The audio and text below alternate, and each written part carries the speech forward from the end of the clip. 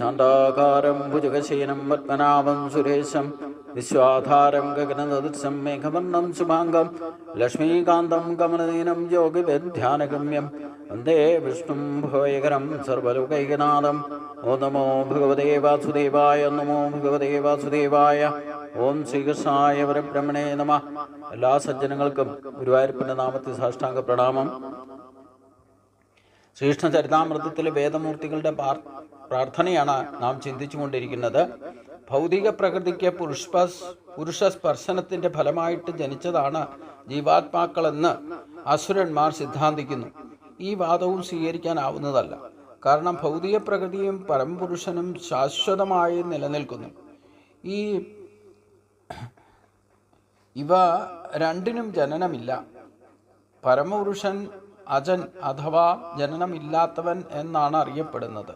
ഭൗതിക പ്രകൃതി അജ എന്നും അഥവാ അജൻ അജ എന്നീ രണ്ട് പദങ്ങളുടെ അർത്ഥം ജനനമില്ലാത്തത് എന്നാണ്.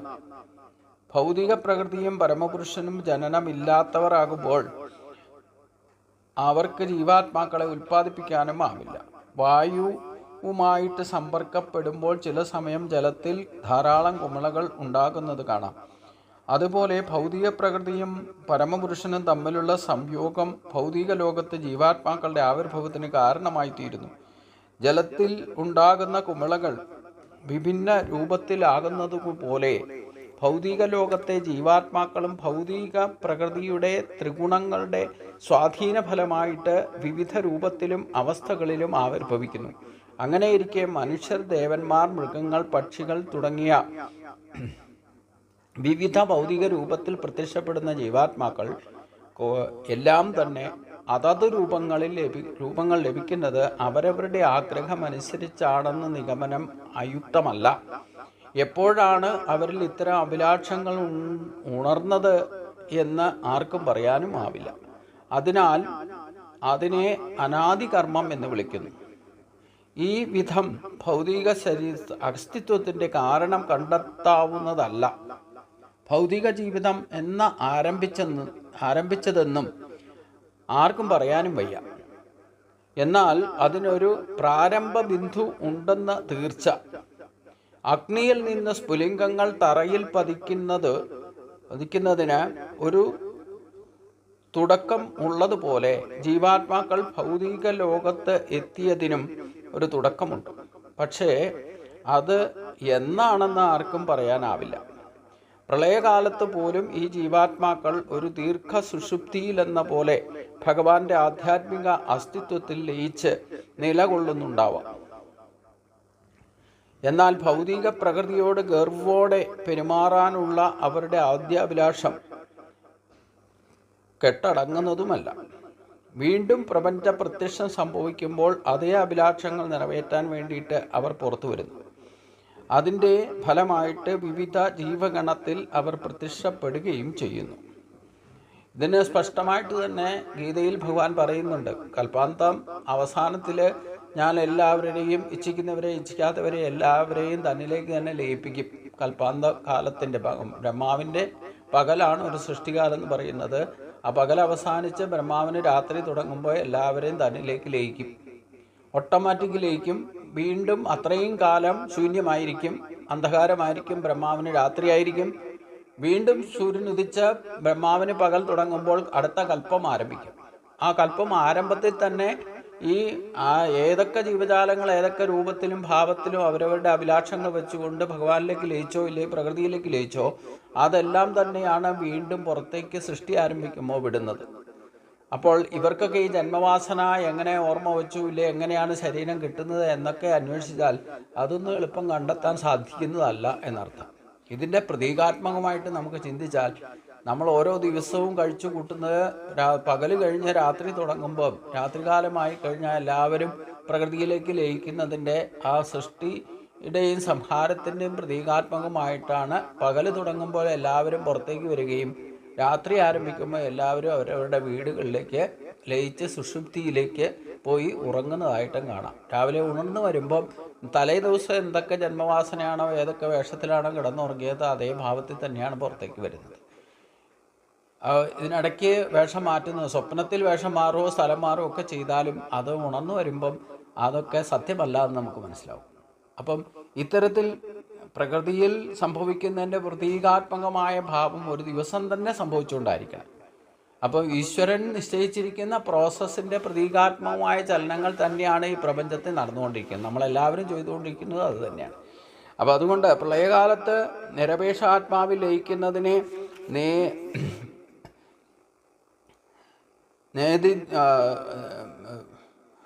പ്രളയകാലത്ത് നിരപേക്ഷ ആത്മാവിൽ ലയിക്കുന്നതിന് ഇട വന്നാണ് ഉപമിച്ചിരിക്കുന്നത്.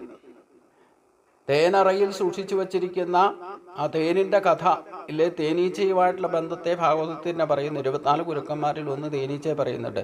വിഭിന്ന പുഷ്പങ്ങളുടെ ഫലങ്ങളുടെയും രുചിയുമാണ് ഓരോ പുഷ്പങ്ങളിലും പോയിട്ട് തേൻ ശേഖരിച്ചു വെച്ച് ഏതേത് തരം തേൻ ഏത് തരം പൂവിൽ നിന്നാണ് സംഭരിക്കപ്പെട്ടിരിക്കുന്നതെന്ന് തേൻ കുടിക്കുന്നവർക്ക് തിരിച്ചറിയാൻ സാധിക്കില്ല.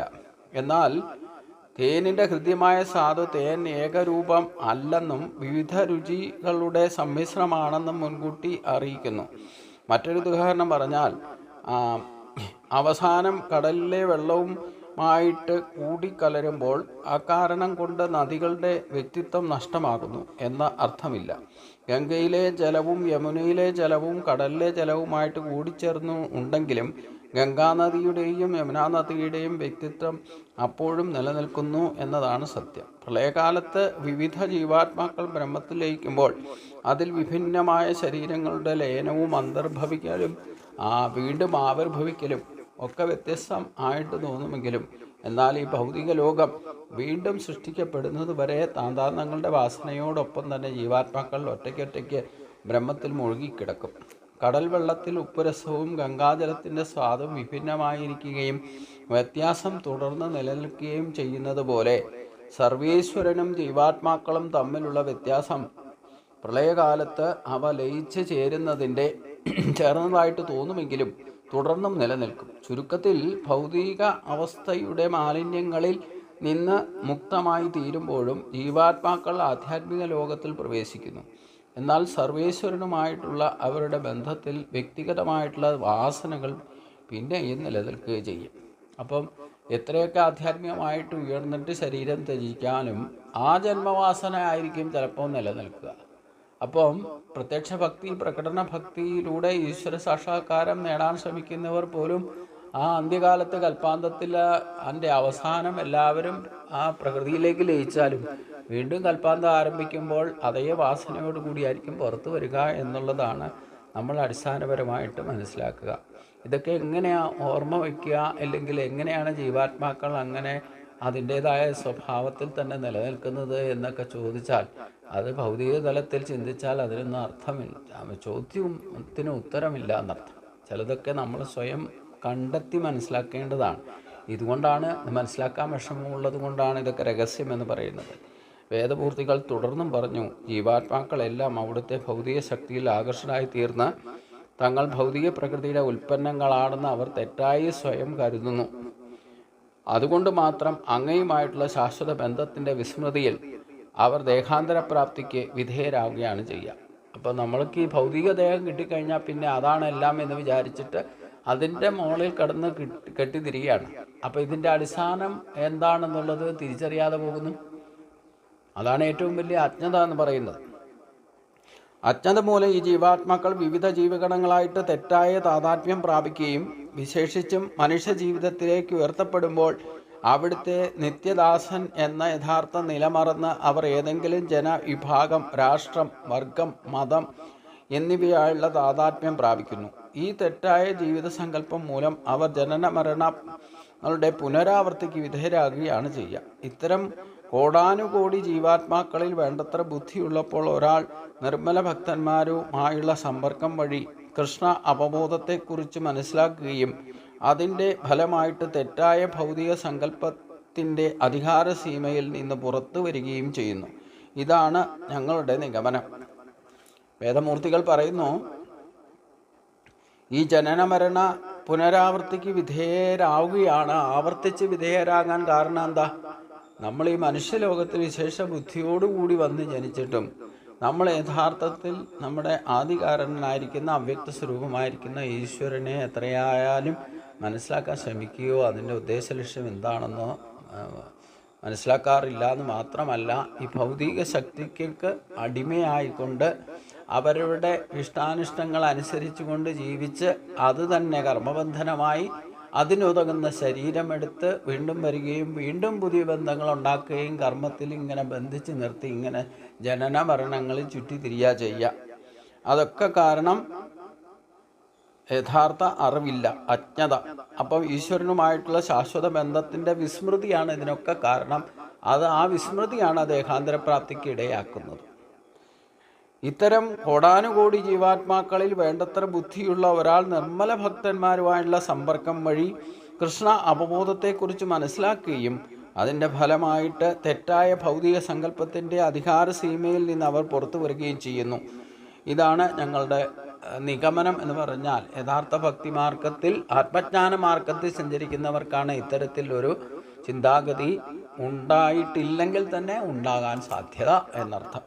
അങ്ങനെ വരുമ്പോഴാണ് സ്വയം വിശേഷ ബുദ്ധി കൊണ്ട് ചില കാര്യങ്ങളൊക്കെ സത്യത്തെ നമ്മൾ കണ്ടെത്തണം എന്ന് ഭഗവാൻ പറഞ്ഞത്. അതിന് പക്വത വരുന്നതനുസരിച്ച് കൊണ്ട് നമ്മൾ സ്വയം കണ്ടെത്തുകയും ചെയ്യും. അതിപ്പോൾ കണ്ടെത്തണം എന്ന് പറഞ്ഞുകൊണ്ട് ഓടി നടന്നാലും ചിലപ്പോൾ കണ്ടെത്താൻ സാധിച്ചു എന്നും ഇരിക്കുകയില്ല. വിവിധ ജീവഗണത്തിൽ ജീവാത്മാക്കളെല്ലാം ഈ പ്രപഞ്ചത്തിൽ അലഞ്ഞു തിരിയുകയാണെന്നും ആധ്യാത്മിക ആചാര്യൻ്റെ അല്ലെങ്കിൽ പരമപുരുഷനായിരിക്കുന്ന കൃഷ്ണൻ്റെ അനുഗ്രഹത്താൽ അവരിൽ ബുദ്ധി ഉദിക്കുമ്പോൾ അവർ കൃഷ്ണ അവബോധത്തോടെ ഭക്തി ജീവിതം ആരംഭിക്കുമെന്നും ചൈതന്യ ചരിതാമൃതത്തിൽ ഭഗവാൻ ചൈതന്യൻ എടുത്തു പറയുന്നുണ്ട്. ചൈതന്യ മഹാപ്രഭുവാണ് ഈ ശ്രീകൃഷ്ണ ചരിത്രത്തിൻ്റെ വ്യാഖ്യാനത്തിൻ്റെ ഉപജ്ഞാതാവ് എന്ന് വേണേൽ പറയാം. ഇത്രയധികം ഗഹനമായ വിഷയം ചിന്തിച്ച് ഇത് പുസ്തക രൂപത്തിൽ ഇറക്കിയിട്ടുള്ളത് ചൈതന്യ മഹാപ്രഭുവാണ്.